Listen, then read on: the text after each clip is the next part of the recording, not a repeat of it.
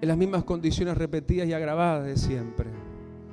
Pero el Señor toma la posta, el Señor se hace cargo y el Señor viene con proclama verdadera.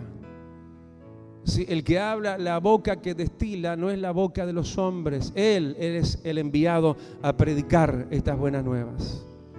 No recibas, hermano, estas palabras como de hombres. Hay gente que recibe las palabras como repetidas, como ya oídas, y porque entonces no las creen y no las dejan deslizarse dentro de sí mismos, de sus propias almas, no las pueden luego concebir en fe. Y luego Dios encuentra escollos para cumplir su bendita ley. Pero este es, y ya será, y se cumplirá como el año de la buena voluntad de Jehová para todos sus hombres y mujeres de este su pueblo, de este su Sión. Dale el aplauso, aleluya. Él ha venido con buenas nuevas para los abatidos. Ha venido en este año, va a venir, ¿qué sigue diciendo? La venda de Dios. La venda. Cuando está la herida abierta, Él viene y viene en este año a vendar, dice, a los quebrantados. Y es más que vendar una herida, ¿no? Es vendar un quebranto. Gente que sí sabe de lo que estoy hablando, ¿no? Gente que sabe que es un quebranto. Cuando el dolor pasa a ser ya un quebranto, cuando ya sentís un quiebre, que te quebraste. Sentís que la fuerza fue tal y superior.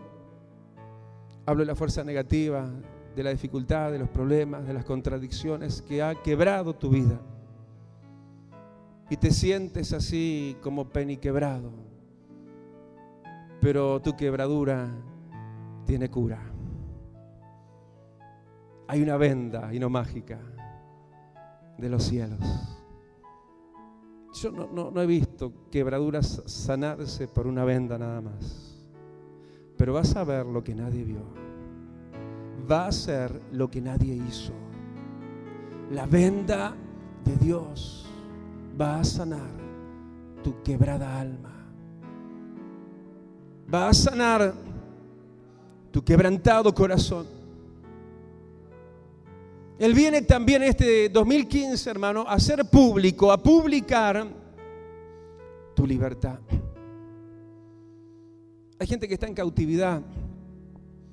Yo ayer mismo miraba, así mientras cerraba una ventana de mi casa, veía en el fondo de la casa de un vecino una jaula con un lorito que mi tía abuela, en estos días que la visité allá en San Carlos, que casi ya está cumpliendo 90, nos corregía, ¿no? Mujer de campo, nos decía, no son loritos, esos verdes, que en otro tiempo todas las familias tenían, se llaman cotorras. Loritos son los más grandes, me decía ella, esas se llaman cotorras, nada más. Y yo miraba y veía en el fondo de un vecino una cotorra, entonces, en cautividad. ¿Por qué? Porque la veía dentro de una muy reducida jaula. En estos días, en el frente de mi casa, en el patio de mi casa, porque hay unos árboles grandes, y allá arriba se me han instalado las cotorras, yo no le digo más loros, hicieron nidos allá arriba, y hubieron vientos, si lo más entendido dice que puede haber sido por los vientos, cayeron algunos pichones de loros, de cotorras. Y el más chico de mis hijos es muy bichero, tanto casi como yo. Y recogimos 2 o 3 pichones que si lo dejamos se morían y los empezamos a alimentar con jeringa. Hacíamos la polentita, bien licuado con un poquito de azúcar y dale va adentro, ¿no? Y él, como una madre nodriza, les daba los jeringazos y los pichones estaban grandes. Uno se nos escapó ya en estos días, la hembrita salió volando. Y nos quedan 2 machitos, que no los soltamos todavía porque están tiernos. Si los soltamos capaz que no subsisten, ¿sí? Pero en estos días me decía, ¿no? Otro de mis hijos me decía, pero papá, no se los van a quedar, ¿verdad? Porque van a quedar, si no, en el estado de cautividad. Hay gente, hermano, que está en una estrecha prisión. Alguien se adueñó de sus vidas. Alguien tomó control sobre sus vidas. A veces es un ser espiritual que ya lo sabemos y lo conocemos y no queremos ni mencionarlo. ¿Para qué, no? Le decimos a veces el coludo. Hay gente, hermano, que está en prisiones muy apretadas y estrechas que otros le han construido. Pero en este 2015, en estos 365 años, este nuevo año, el Señor viene a hacer pública tu libertad. Viene a publicar tu libertad. ¿Fue pública tu cautividad? Va a ser pública tu libertad en Cristo. Dale el aplauso. Él viene a eso. Espéralo, créelo. Aleluya. Y a los presos, apertura de cárcel. Y a proclamar el año de la buena voluntad de Jehová.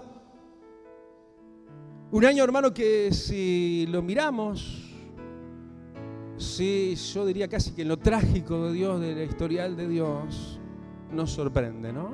¿Por qué lo hablo de esa manera? Porque cuando Cristo citó esta palabra sobre sí mismo, sí, allá en Capernaum, en la sinagoga de todos, ante los ojos de aquellos, Él leyó hasta ahí y no siguió leyendo más adelante. Leyó hasta donde leíamos nosotros en el 2014, hasta la primera mitad del versículo 2.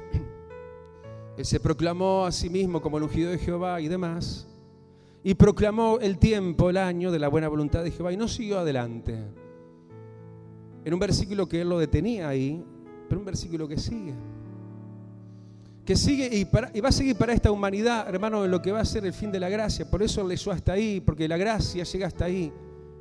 Pero cuando venga Cristo y se vaya con él la iglesia y termine la gracia, van a empezar, sí, los crueles juicios de Dios, justos juicios de Dios.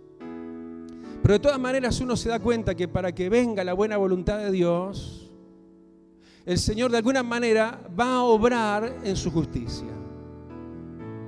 Porque cuántos han suspirado ante mí, dice el Señor con suspiro entrecortado de angustia, clamando por libertad y justicia de sus adversarios. Y esto es tan así, tan vigente, hermano, que el Señor dice que tenemos que orar por nuestros adversarios y por nuestros enemigos. Porque es una realidad de Dios que Dios toma cuenta. Porque tantas violencias, ¿no? Tantos reveses, tantas injusticias. Cuando alguien te haga un daño, como bien leía nuestro querido hermano Pedro, perdoná. Perdoná al que te haya dañado, pero orá por él. Orá y rogá. No pidas ni esperes que caigan juicios de Dios. Porque Dios en su naturaleza propiamente eso Él hará, porque eso es Dios. Dios es un Dios de juicios. Pero es un tiempo de la gracia. Pero en este tiempo de la gracia, Dios, si no obra en justicia y libertad, muchas cosas no se podrían hacer. Por eso, en continuación, dice, y conllevando todo esto, y para poder llevar a cabo todo esto, dice que también será el día de la venganza de Dios. Fíjate que viene hablando en lo que es tiempos, en el año, pero ahora pasa a hablar de lo breve. ¿Sabes que en lo breve, repentinamente, le va a venir el mal al impío? Repentinamente, y va a durar eso, va a ser algo repentino y de repente. Tanto, hermano, que yo miraba y veía poco antes, el capítulo 59, podemos prender la pantalla, el versículo 17, en la segunda mitad, hablado por lo menos en mi Biblia en palabras rojas, porque son palabras mesiánicas dirigidas hacia el Mesías, hacia Cristo. Dice que, segunda mitad del versículo 17 del capítulo 59, dice que tomó ropas de venganza por vestidura y se cubrió de celo como de manto. ¿Vos te crees que Dios no tiene celo de tu vida? El que toca a uno de sus pequeñitos, a él lo está tocando, imagínate. Un esposo que viera siendo agredida a su esposa o alguien tocando a su esposa, él es tu esposo, somos la esposa del Cordero de Dios. Y él se viste de celo ¿No te crees que Dios no ve cuando alguien ha puesto su mano sobre ti? ¿O su lengua afilada o extendió su mano en tu contra? Por eso se cubrió de celo como de manto, pero va a durar un solo día, va a ser breve. Versículo 18 dice, ¿para qué? Para vindicación. Dios quiere reivindicarte. Dios quiere hacerte justicia. Este será un año de vindicación. Dice, para vindicación, para retribuir con ira a sus enemigos y dar el pago a sus adversarios. Él dará el pago. Él es el que ha de obrar, y si obra, que obre Él, pero jamás, nunca tomes y hagas justicia en tu propia mano. Eso que estaba leyendo, hermanos, para los que no me siguieron, capítulo 59, versículos 17 y 18.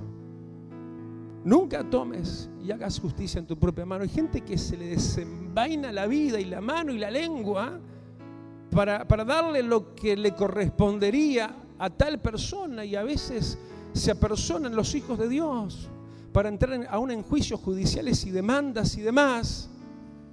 ¿Pero acaso no hay juez en la tierra como en los cielos?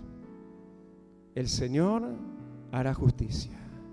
Volviendo la mirada al capítulo 61 y versículo 2, será repentino, será como viene un día y se va. Así hará Dios repentinamente esa limpieza, esa venganza, ese poner las cosas de tal manera que pueda haber vindicación. ¿Sí? El día de la venganza de Dios, del Dios nuestro, el cual es tuyo también. Da el aplauso. Aleluya, y confía y espera en Él, en su diestra, y bendecía a los que te maldicen. Orá por los que os ultrajan y os persiguen y dicen toda clase de ustedes, toda clase de mentiras, mintiendo. De cierto os digo que vuestro galardón es grande en los cielos, dice el Señor a los agraviados. Da el aplauso, aleluya, porque así lo hicieron con los antiguos. Aleluya. Pero sigue inmediatamente hablando y diciendo en el Espíritu de la Gracia que Él viene, versículo 2, capítulo 61, viene a consolar a todos los enlutados, a todos los que están enlutados. Y ahí vamos a lo literal. Hay gente que ha perdido, gente querida, y no han podido ser sanados de su luto, pero este es un año de ser consolados todos los enlutados. Gente que no se ha podido recuperar de sus pérdidas. El año pasado a mí me tocó una pérdida. Perdí un sobrino en Argentina. Un terrible cáncer se lo llevó con poco más de 20 años. Muchos oramos, muchos clamamos, pero Dios es el soberano que tiene la primera y la última palabra. E hizo como quiso. Nosotros en vida hicimos todo lo que pudimos, le hablamos, le predicamos, le regalamos folletos, le regalamos libros. Dios sabrá. Dios sabe, Dios es un Dios justo, Dios no hace nada injusto. Pero esas heridas que a veces cuestan sanar, tienen consuelo en la venida de Cristo, tan vigente y poderosa en este 2015. Vení a esperarlo a la casa de Él. Vení a congregarte, a recibirlo, porque Él vendrá con consuelo para todos. Él viene con orden y mandato. Dice que viene, versículo 3, a ordenar que a los afligidos, no cualquiera, a los afligidos de su pueblo, de su casa, de Sión, porque en la iglesia y en Sión hay también gente afligida. Porque muchas son las aflicciones del justo, ¿o no? Pero de todas Dios lo librará.